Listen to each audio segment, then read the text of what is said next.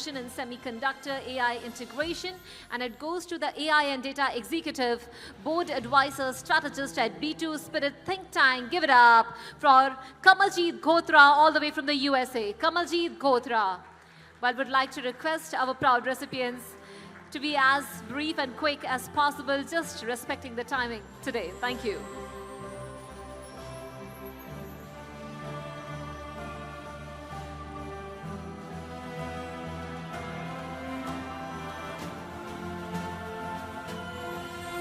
Many congratulations. A quick few words, please.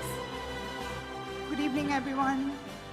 I'm extremely privileged to be in this room of such purposeful, driven leaders, and really enjoyed the day, having many conversations which have intrigued me and think above and beyond what I try to do here.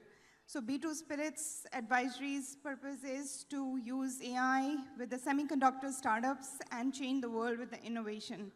So I look forward to the growth and lot of future that's ahead of us. Thank you. Thank you so very much. Thank you.